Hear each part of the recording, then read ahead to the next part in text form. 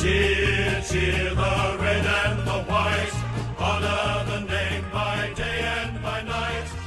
Hello and welcome to the first podcast of the 2014 season. My name is Bonz and as per usual I will be your host. Joining me today is SM. Hey guys. And Vonn. Hey. Now we may as well go straight into it and discuss our pre-season and intra-club matches. SM, do you want to take us away? Yeah, I got along to the intra-club match. It was the first time I was back since being overseas, and it was quite good to see the boys run out. I hadn't heard too much about the pre-season, so I'm sure Vonn or yourself can talk about that a bit more. But it was just good to see the players playing with Buddy, seeing how they lined up and all that sort of thing. He wasn't too impressive to me, in my opinion, but I thought there were a couple of players who really stood out, like Brandon Jack and a few others. So all in all, it was quite a good game to get along to. It was interesting to see our structures, really. I do actually want to ask you one question about Buddy's performance in our intra-club. Is it true that he kicked 9 behinds? I didn't keep count. You'd have to ask Grim on the board, I guess, but he did seem to spray quite a few. Probably more like 19 behinds, but I don't actually think he had that many shots on goal. Yeah, I don't think it was I think he kicked 3 behinds, but I'm not really 100% sure. I've got to agree a lot with what SM was saying in terms of the intra-club. It was really interesting to see the structures, but I also do agree. I don't think Buddy was that impressive either. I think a lot has been made about the injury he carried during the pre-season, so it would be interesting to know if he was really going 100% during that intra-club. But it was still good. It was kind of weird to see him in red and white, but, technically it was blue and red, but anyway. It was great to see the crowd that turned out, though. It really kind of highlights just how much of an impact he's had on membership and crowds and all that sort of thing. I think we've reached 30,000, before... Yeah. February or something? I can't remember. There was an announcement a week or so ago that we'd hit 30,000 in record time, which was pretty phenomenal. Well, I guess that's what you really get. Recruiting Franklin, the PR exposure that we're going to get out of it will be massive. I mean, I've never seen so many articles related to the Swans with or without Buddy in Melbourne, even after we won the grand final. Well. In Sydney, the papers are just... Buddy Franklin. I'm pretty sure Buddy Franklin made second page news for looking at some lady in the pub or something. So it's just ridiculous. That was back page in Melbourne. That was actually back page in the Herald Sun. Yeah, well, not much happens here. In regards to the pre-season, I did actually want to ask you about a few players in our intra-club, assuming you both made it down. What did you guys take out of the ruck duels with Naismith, Derek Sex? And, well, yeah, if you guys want to elaborate on it. Yeah, Vonn, do you want to... Honestly, from memory, I can't really remember anything that insightful because I did turn up at about 3/4 time. So SM was there from the start, so he'd probably give you a better idea. Yeah, I thought that Nankovic was definitely the most impressive in my mind. He kicked 3 goals from memory, 2 of them on Grundy, funnily enough, not too surprising. But he looked pretty impressive, and I do hope that we'll actually see him this year. Definitely. Can I just really quickly interrupt? Was he the one that played in the forward as well, rested up forward? Yeah, I was really impressed. I couldn't figure out who it was. I was extremely impressed with his hands and marking. But anyway, keep going. Yeah, his kicking as well. It was just he was getting them straight through the middle, which is great to see. So I do see a big future for him, and hopefully he'll get a few games this year. Well, Nankovic actually was incredibly impressive in the under-18s championships last year. He actually made a team of the season, which was a bit of a surprise going in because they thought there were a few stronger ruckmen, but he was a mature recruit. He was a mature player in the under-18s. I don't know if you guys know the rules, but you can play 1 or 2 players who are mature under the age of 20 in the under-18s championships. Oh, okay. But Nankovic I think this is probably Western going a Australian? bit more Was he the into one NAB that we challenges. were looking at out in No, the West Australian we were looking at was Lob. Australia that we were kind of interested in recruiting? Yeah, well, he was really, he was really good around the ground as well. So it's really good that we've added a ruckman that isn't just a pure ruckman, and he has some agility and can read the play well. So I think that was a really good move by the Swans. Well, Nakovic was recruited from Tasmania last year, so he actually did play against the New South Wales team and actually had a pretty strong performance against them. So I think that would have really sold himself to the Swans in the draft. It's a pity SI 100 couldn't make it today, because I think he'd have a bit to say about him being from Tasmania and all. Yeah, it's a bit of a shame, but he'll hopefully be in for next week's podcast. Now, we may as well move on and go and start talking about our NAB challenge matches, and I'll highlight our favourite and worst moments from each of them. SM, did you want to take us away? Yeah, I guess my highlight comes from the GWS match, and that was just seeing how well the boys are able to perform. And it reminded me a lot of the way we played in 2012 with the way the midfield kicked a lot of our goals, because that was a game where we didn't have Franklin and obviously we didn't have Tippett. And while Sam Reid really impressed me up forward as well, it was great to see guys like Brandon Jack, Cunningham, all that sort of young, and Kieran Jack and so on, all that, the very young brigade sort of leading the way and kicking a lot of goals from midfield was really good to see. My low light apart from the result in the West Coast match was probably Buddy's performance in that game.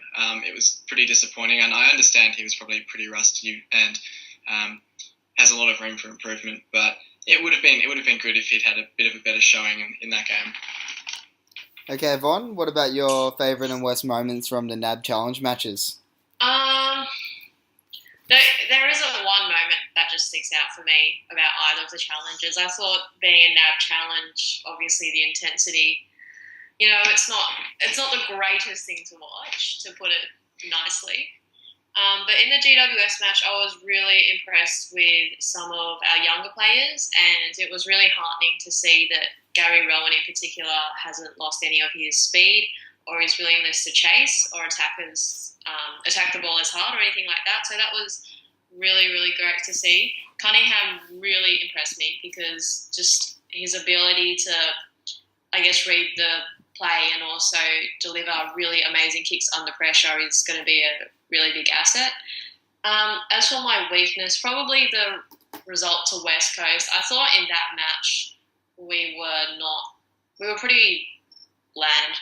There was nothing really, and it was nice to see the reaction when Buddy came on. I think his first touch, the crowd kind of cheered and all of that stuff, but I do agree, Buddy had a very average game. All credit, of course, goes to Brownie. Anyway, yeah, that's what I thought. Coming back this year with more Brown, okay. I wasn't able to watch the West Coast match due to being on a plane back from London, but I managed to watch the GWS game on a pretty dodgy stream. But the two players that really impressed me, and it was Sam Reid's return to form, and his aerial marking ability seems to be back to its best, and Tom Mitchell was incredibly impressive. He was great. He had 35, over 30 disposals in that game from memory. He had a very strong game. I believe it was 34 disposals with 17 of them contested. How was your video quality? Because I was watching on a fairly decent connection, and I didn't even notice him. It wasn't the greatest. I was watching off my phone, but his name seemed to come up quite a fair bit, and he's certainly able to find the ball.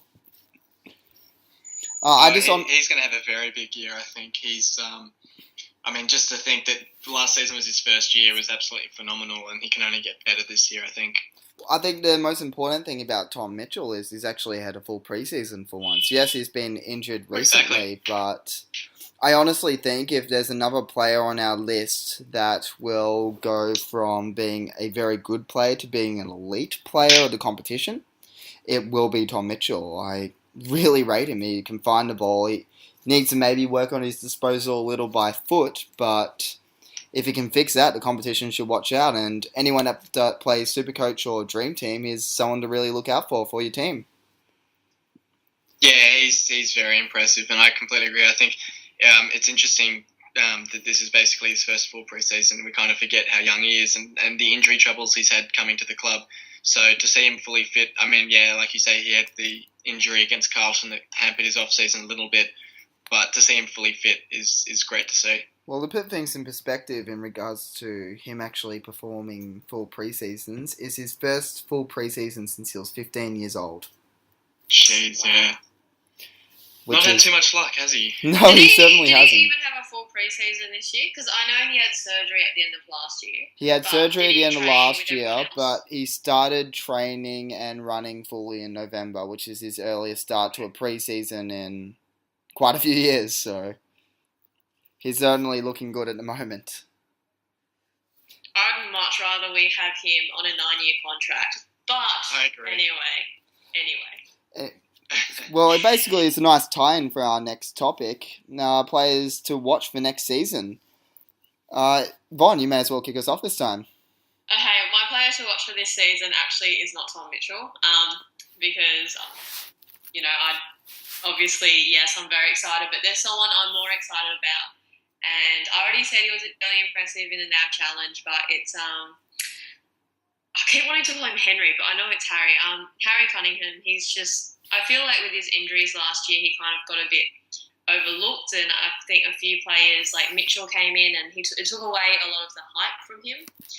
But I think from what I've seen last year when he played in our losing final, and also the matches he did play, as well as these NAB challenges, he just looks really, really fit. And I think as Shaw and our halfback gets a little bit older, it'll be really great if we can integrate him into the side whilst we still have that experience. And I do think that he's ready for senior football because, he's been impressive when he has played. So I'm really looking forward to him. The thing I find really interesting about him is, I mean, Jeddah and Rowan have pace as well, but Cunningham just seems to have that composure as well. Not to say that they don't really, but there's just something about him that when he gets the ball, he doesn't look like he's going that fast, but he always seems to have that extra, yard of space on the opponent and has time to use the ball really well. Did he participate in any of the grand final day sprints? He can't be. I think he did in 2012. He's participated in 2012, the year we Came won, second and to Dangerfield, I believe. came runner-up. Yeah. I mean, no one really makes that big a deal about how quick he is because we have Rowan and Jeddah now. But speed on half-back, that is an extremely, underrated asset. So I'm really, really looking forward to him. And I agree with you. He just looks like every time he has the ball that, no one can rush him because I think he knows he's quick enough to get away from them. I don't know. He's just really impressive. In all honesty, he seems to be getting a lot of positive vibes from the club as well, and he's played in all our practice matches and looks quite likely actually to get a place in our round 1 team, most likely as a sub. So he's obviously had a great pre-season. I saw some interesting comments from Paul Kelly about him, that Kelly worked with him at GWS and saw him as just this really lovely, great guy who had great manners and all that sort of thing. And when GWS passed him over and the Swans came to Kelly to get an opinion of Cunningham, Kelly was just like, yes, sign him up. He's a great kid and he'll do wonders for the club. And I think that's a big rap on the kid to come from Paul Kelly to say that sort of thing about him. And if he can keep going with his career, it's also a great one over to get on GWS. Oh, absolutely, yeah. They're going to poach Jed Lamb and Shane Mumford, and we've got Harry Cunningham, who's looking just as good, if not better, than either of those. We've also got Buddy and Mitchell, who they desperately wanted. So I hope they hate us. Yeah, rivalry is building.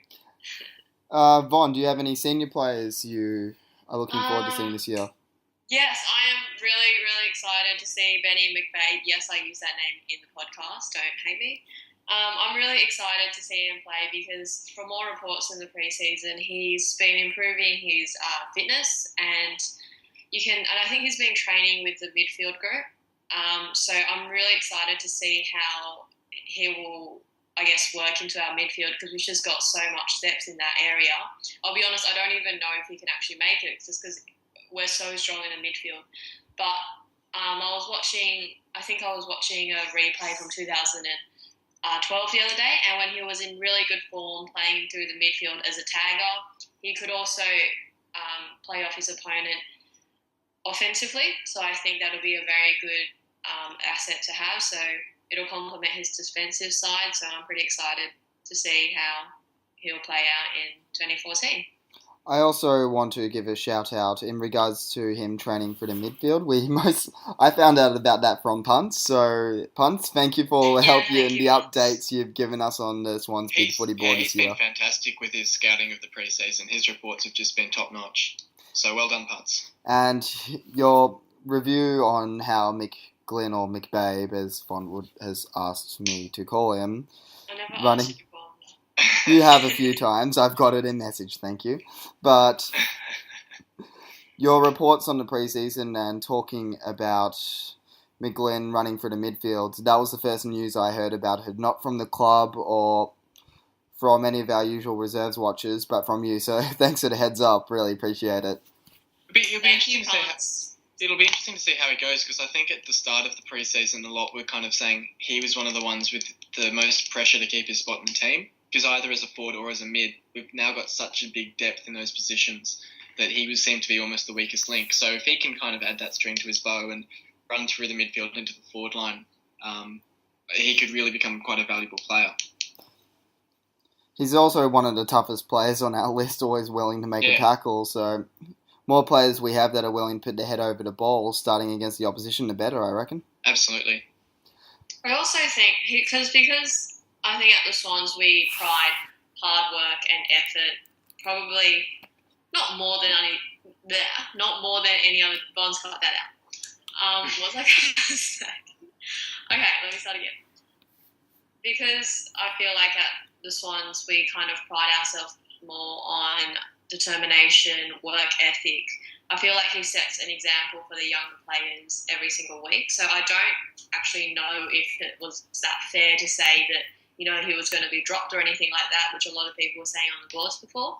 But I definitely think that if he can add that midfield, then it'll be a great asset to the fact that he's also now in the leadership team. So he also sets a really good example of what hard work and determination can do.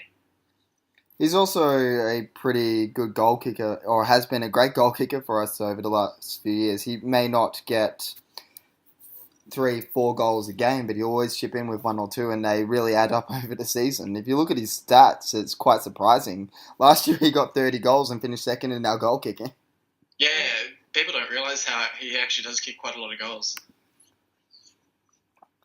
But apart from that, let's go on to the next 2 players. SM, do you want to give us your rookie and senior to look out for this year? I think from the rookie, he's a rookie. He's not necessarily on the rookie list, but Brandon Jack has actually really impressed me, both in the intra-club match and in the GWS match in particular.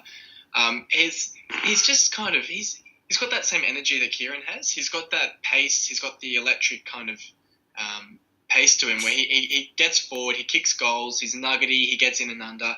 And as we were just saying, that's exactly what we want in Swans players. We want players who'll put their heads over the ball. And he just looks really good this year.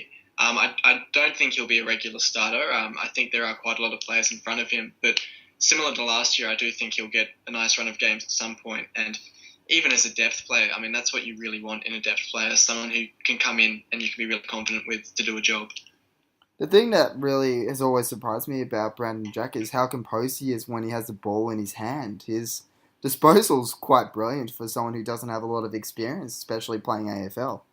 Yeah, absolutely. He just looks so composed out there, so confident, and that's, I reckon there's a lot of influence from Kieran on him in that, so it's really good to see. It's surprising as well. I just want to add, I remember in a NAB challenge, I think it was against West Coast, but I might be wrong, but there was this tap down, I think it was by Pike, so that would make it West Coast. But it was a tap down by Pike, and he just appeared out of nowhere, kicked the goal. It was a really, really great moment. I just think he's so young and he reads the play that well. It's just going to be such a great attribute to him later in his career. And it'll be great in a few years when we've got Brandon and Kieran both in the team, both best 22 players, having the brothers out there. I think will be a great sight to see. And Jack is cute. One of the highlights of last season was the first Jack-to-Jack goal against Melbourne. It's the best moment of my life. Okay, do you have a senior player, SM? Yes, the senior player. I wanted to have a look at. I mentioned Reece Shaw. Again, probably not a player who'll be 100% S22, but I just wanted to give him a bit of praise for the way he's come back from his knee injury, and he's definitely not missed a beat out there. And watching him play against GWS, where he's kind of twisting and turning, testing that knee out, he's obviously lost no confidence in it, and it's great to see. He looks just as good as he did last year. He doesn't look to have lost any pace, so I do think he still is a valuable option in defence, much like Matner was last year before he got injured.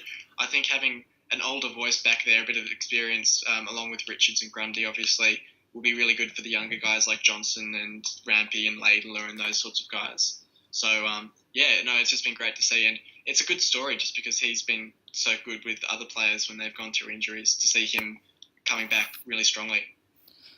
I'm pretty confident. I know you said he might not necessarily be best 22 all year, but I can't see the Swans dropping Reece Shaw from the best 22.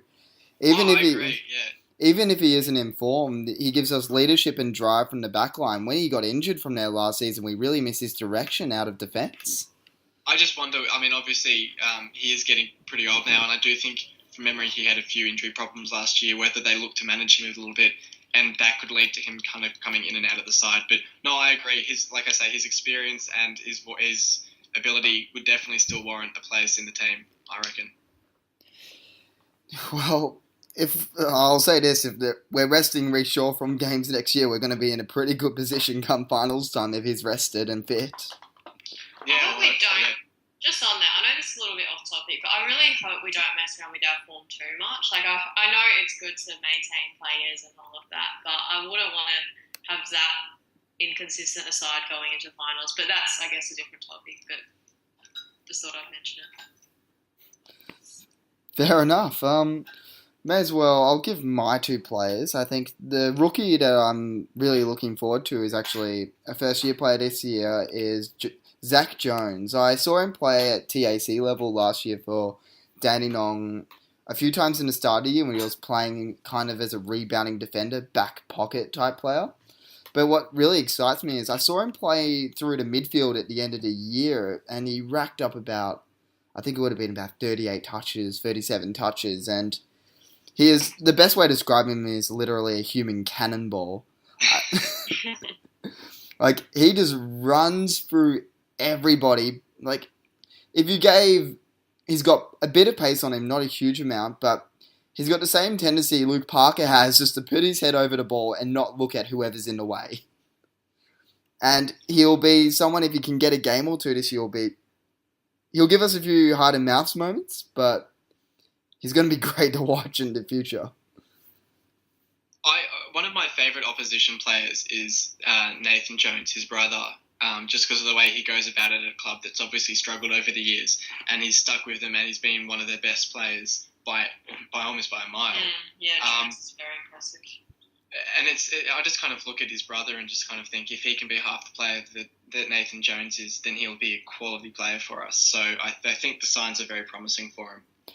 I think one of the best things about, once again, in regards to the preseason reports, especially coming from Bonz, was how strong a preseason it sounds like he has, being one of the standouts in training, not really trying to serve it up to all the senior players with his tackling and not really holding back. Well, it's been interesting that he hasn't really played a lot in the NAB Cup matches in that case, because obviously he seems to have had quite a good preseason, so I'm not sure what's happened there. Yeah, no, he apparently started against Brisbane. Unfortunately, none of us have really been able to watch that match due to the Swans media department, I'm guessing. But could it be something to do with his fitness? He didn't seem like he was too unfit last year. He was playing for both Vic County and Dandenong Stingrays. He got the MVP award playing off the halfback and in the midfield for Dandenong, so especially the way, and he didn't exactly get rested from the midfield much as well at the end of the year. I wouldn't have thought his fitness would be an issue, especially with the strong preseason he's had.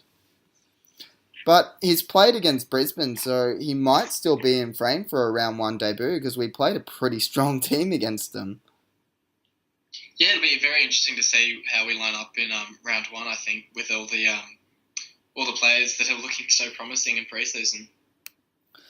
And that being said, for a senior player to look at this year, I think the most important player on our list this year, that's including Jared McVeigh, Lance Franklin, or anyone, would have to be Mike Pike. When he was rucking without Shane Mumford last year, he was brilliant. And if he can ruck half as well as he did in the first half of last year, I think we're on our way to a top 4 spot. Or at least a shot at the premiership, because when he's on, he's a great player and we can't afford him to get injured. What I will miss, though, I will miss his stints in the forward line. I don't think he'll be rested up there as much now with Mumford gone, but I really enjoyed his contested marks and calling him Mr. Contested Mark for a bit when he was number 1 in the league for it. So I don't know, I really enjoy seeing him in the forward line, but I guess now that we have Buddy, it's not, I guess the forward line is the least of our concerns. Yeah, Franklin, Tippett, Goods hopefully later on in the year.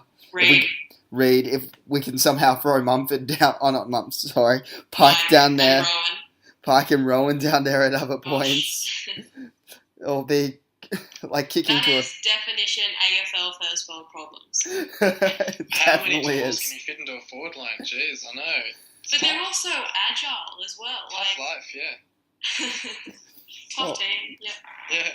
If you're speaking about mobility, this would have been 2 seasons ago, I think it was, with Pike beating, I think it was Scarlett on ground level, with that little kick around the ground. Big men aren't supposed to have that mobility. Yeah, it's just crazy. I mean, Goods, Reed, Franklin, Pike, even Rowan, they're all very, very agile players. I know you put Rowan last, even though he's probably the most agile out of all of them. But I guess it's because I don't think of him as a key position player, but he really is. Yeah. Oh, Rowan's still growing. How tall would he be now? Like 191 centimetres? 192? No, I think it's taller than that. He can't be that. He's 189 according to the Swans website. That means he's somehow shrunk since we've drafted him. No, they definitely haven't updated that. He would easily be over 190. I think he might actually only be 190, 189. The other deceptive thing is that has come back since his leg injury is his leap he has. He was top 5 off a standing vertical leap in the draft camp when he was drafted. It looks like he hasn't exactly lost it since the break. Maybe he just leaps higher so he looks taller. I don't know. Could also be the red hair as well. Probably. May as well go on to the next topic. Preview of our round 1 game against GWS. We've touched on it in times in regards to who's going to line up in our best 22, or how our forward line's going to line up. Do you guys have any specific insights into the first round match of the year? I mean, look, it's going to be an interesting one. I think because of the fact that we've got the bye the week after, it could be quite an experimental side, especially, I mean, we don't want to take GWS lightly because it's now getting to the point where they are becoming a better team. And if we treat them too lightly, then obviously they could run over us. But like we've touched on already, I think it is an opportunity where you could see a guy like Zach Jones debut. You could see guys like Cunningham, Brandon Jack, and so on in the team. I mean, Tippett's still out injured. Goods is still out injured. There are reports coming in today that Tippett is still actually a possibility for round 1, which is... He would be very smart. I know, I did hear... I've heard like little rumours that he could be making it, but I think it could be a very long shot. If we can play... Sorry, continue. If we can play him round 1 against GWS, I think we have to. Just so he gets some game time. I almost feel like I wouldn't really want him to, because I feel like when people say, oh, he'll be back in round 2, they don't realise that we actually we do have that bye. So I feel like we should, he can get game time in the reserves matches. And does anyone know if we actually have a reserves match in round 2? Like, in the between round 1 and round 2? I think we do usually from memory, but I think there's some limitation on which senior players can actually play in it, but I could be wrong. I think you just can't play, as a senior player, you can't play more than a certain amount of games. Okay, so well then theoretically we could play most of the senior team in The main issue with the reserves game is how many senior players we can actually have on the field at the same time. Yeah. Like, I think we're only limited this season to 12 or maybe 14. The rest have to be top-ups or players from our academy. Yeah, I mean, I think we'll still play quite a young side in the reserves game. We wouldn't really want to hamper them too much by just playing seniors for the sake of it.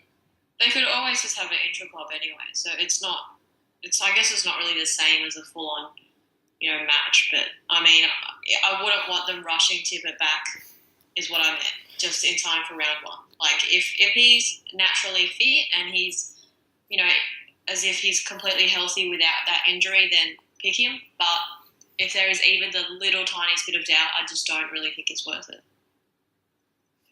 Yeah, exactly. We don't want to rule him out for half the year, really. The prospect of having Tippett and Franklin both in the forward line is too good to pass up, really. Fair enough. How do you guys actually believe if Tippett doesn't line up in round one? How do you feel our forward structure will line up without Tippett and Goods, and will we use as a reserve ruckman? Vonn? I think without Tippett and without Goods, I'm definitely expecting Reid to play, and if LRT plays, I think I could see him playing forward just to fill that structural role so the team can, have someone to kick to as they would have done in training or something like that. So I also think Rowan would probably be up there as well. So I don't think we'd be, structurally, I don't think it would be too hard to adjust to because we do have so many quality tours. So I don't think it's that big of an issue in round one. As for who the reserves ruckman would be, I'm not 100% sure what the rules are regarding if they're on a rookie list and if they've elevated and all of that stuff. But I really do hope. What's his name? I have a mental mind blank. Nan Curvis? Yes. Why do I want to keep calling him Naismith? Because Naismith has been around for a couple of seasons now. Yeah, I just would keep wanting to call him that. Anyway, yeah, I really want him to play. I think he will play, hopefully. Fingers crossed. But as I said, I don't know how the rookie list and all of that works. So Nan Curvis is on our senior list, so we can play him in any match this season without having to elevate anybody. Well, there you go. I want him Naismith is on our rookie list, but Nan Curvis and Derek's are both on our senior list and able for selection at any time. Alright, one of them needs to change their name because that's just going to confuse me for the rest of the season. So they should just change their last name to something completely different. If we can give one of them... Actually, this is a bit of a call out to the board. If you can figure out good nicknames for Nan Curvis and Naismith for the podcast, let us know. I quite liked Grim's suggestion that Nankervis is now Nanny. Now that we've got rid of Mummy, we've got Granny. Actually, I don't mind that, Nanny.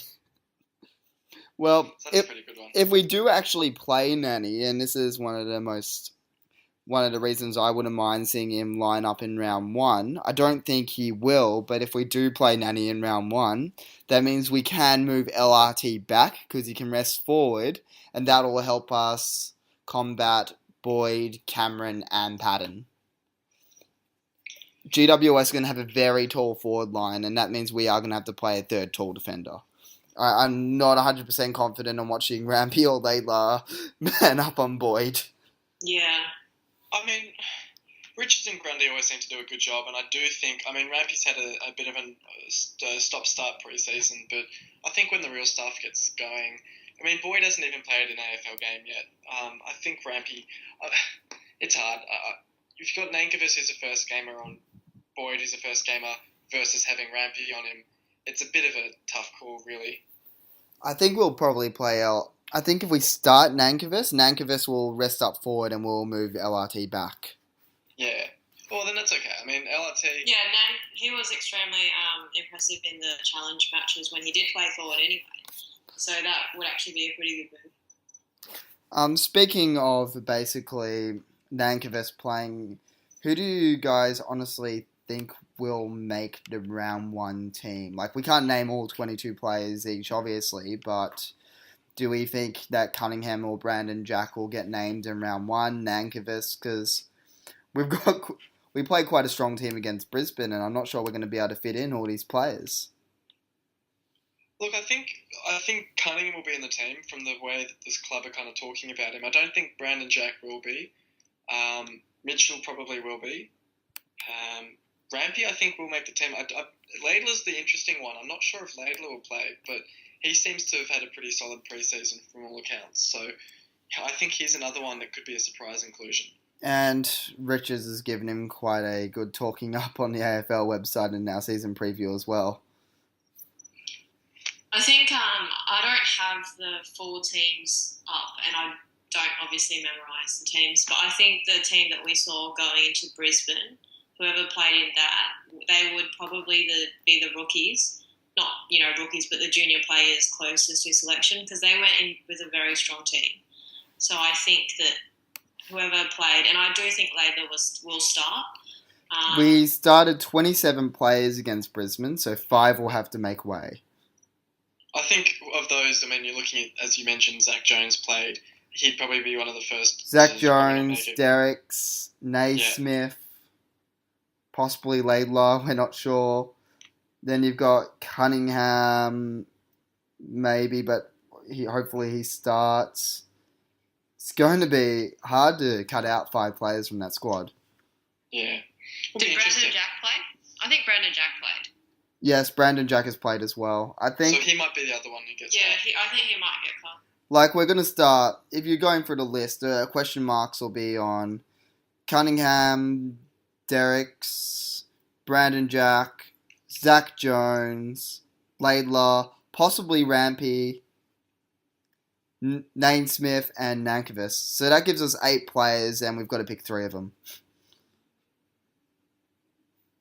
Bonz, want to have a go at your 3 picks out of that list? I think they'll go Rampy, Cunningham, and Nankervis. I don't think Laidlaw will line up round 1. Yeah, I'd agree with those 3. I think they're probably the ones who are at the front of the queue for a game in round 1. The only possibilities that they could change, they could possibly give Brandon Jack or Laidlaw a start and drop out Nankervis and use LRT as the backup ruck. Well, that's it. I think if LRT plays, he'll definitely be in as the backup ruck. So I think if he's in, Nankervis is probably out. You're looking at someone like Laidlaw to probably come in instead. And help fill out in defence. So at least we got the options and the depth now to actually have this discussion, let alone when we get... Very different to last year. When we get goods... Before the preliminary final, it was who is available. That's the other player. We're going to have to fit in Parker into this team, so only 2 of those players come in. We completely forgot about Parker. How does one forget about him?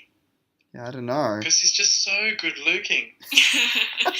Whilst we're here, shout out to Alan Lau34 for a picture which I'm actually going to put as my avatar. So, wanted to shout out and thank him for that. So, thank you, Alan Lau34. Anyway, continue. Anyways, our final prediction for round 1. Who will win and by how many points? And leading goal scorer. Ooh, make it tough. I think we'll get up. I think it'll be a lot closer than people expect. I think it'll be between about 20 and 30 points. And I think the leading goal scorer will be in mid. I think it'll be someone like Kieran Jack. Okay, Vonn? Okay. I think it's going to be... I don't know who's going to play in the forward line, but I think it's going to be our second main forward. So I don't think it's going to be Buddy. It's going to either be Tippett or it's going to be Reid. I just think Buddy will take a lot of the attention away from them, and Reid already shown that he was extremely impressive against GWS. So I think he'll be our leading goal scorer. I think the margin will be Sydney by about 30 to 40. I think we'll do what we always do, which is go to sleep in one quarter. And, I don't know what your other question was. That's all. Okay. What about you? I honestly think we'll win by exactly 48 points. Our leading goal scorer will be McBabe with 4. And I think it will just cruise through the match. It won't be it'll be high intensity in the first quarter. We'll be leading by about 3 goals at quarter time, and then we'll just coast. That's how I honestly see the match going out, and hopefully no injuries. That's just all I want, no injuries. Yeah, from this sort of game, we've got North Melbourne in round 2, and they've had a very patchy pre-season, but they're the sort of team that could really turn it on the day, and we just don't want anything bad coming out of this game, I guess. Seeing as we're making predictions, what do you guys think for the 2014 season now that it's about to start? Who's going to win the premiership? Coleman medalist, wooden spoon. Sorry, I stole your job, Bonz. That's all right. In all honesty, I'm not going to predict us to be premiers. I don't want us to jinx us. I think it'll be a Fremantle premiership. Hawthorn to drop out of the top 4. I hope so. Hawthorn to drop out of the top 4. Fremantle premiership. Coleman medalist to be Kurt Tippett, not Franklin. Okay. Wooden spooners to be St Kilda. I believe we'll finish 3rd on the ladder, and Brownlow medal will go to Jobe Watson for a 2nd Brownlow. Highest ranked Swan will be Daniel Hanbury in 3rd place with 24 votes. Jeez. Do you want to be a bit more specific there? No, I like being Pacific, thanks. Are you sure you don't want to tell us where he got 3 votes? Yeah, which games is he going to get 3 votes in, Bonz? 3 votes against West Coast at Subiaco as per usual. And I'm predicting a solid 3 against St Kilda, Collingwood and Geelong. Jeez, okay. Well, we will have to rewind and listen to this tape again come the end of the season. We'll see how wrong I was. How wrong you were. What about you, SM? Oh. Ladies first. Okay. Premiers, I don't even want to pick that. Like, as long as Sydney are in premiership contention, I don't even want to think about that. So, there's my premier. It is no answer. Coleman medalist, I think. I don't know. I think I'm going to have to go with Ruffin again. I just think that he's extremely impressive and he's really going to come into his own without Buddy. So, good job, Swans, for doing that. Wooden spoon. I think, it'll probably be St Kilda for me as well. Melbourne have shown a bit of improvement, but that being said, I don't know how long that's going to continue into the season, so that will be interesting. For the Brownlow, I have not counted any of the votes yet, but I think Pendlebury might win it. Okay, are you saying the votes have already happened? 3 votes. He'll get 3 votes against Colton and Richmond and Collingwood. Did I just name it? Pendlebury to get 3 votes against his own team. Anyway. In the most controversial Brownlow vote in years. I think the Swans will finish 2nd. On to you, SM. I think for the Premier, I'm going to go with Bonz and say that Freo will probably lift the premiership. But that being said, I think we may make the grand finals, so I can tip us probably finishing somewhere between 2nd and 3rd. I think for the Coleman medalist, I'm going to go with Josh Kennedy from the Eagles. I think they've looked very impressive over the pre-season, and I think he could be a dark horse for that. For Wooden Spoon, I think I'll make it a unanimous one, and I'll say St Kilda as well. I think Melbourne under Roos are just going to be too tough and too determined to finish last. But I think St Kilda, GWS, Melbourne, and probably Lions or Western Bulldogs will probably all be in contention for it. And for the Brownlow, I think I'll probably go with Pendlebury as well. I think Pendlebury is one of my favourite players to watch in the competition at the moment. And I don't have a clue where he'll get 3 votes, but I'm sure he'll get lots of them. Do you reckon he'll get one against Collingwood? Look, I mean, that's always a chance. I don't know. It's always a tough league. If he has a particularly poor game, they might give him 3 votes against Collingwood. I don't know.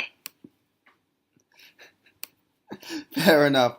Well, everyone, thanks for listening to this week's podcast. I'm Bonz. Joining me tonight was SM and Vonn. Thank you and good night.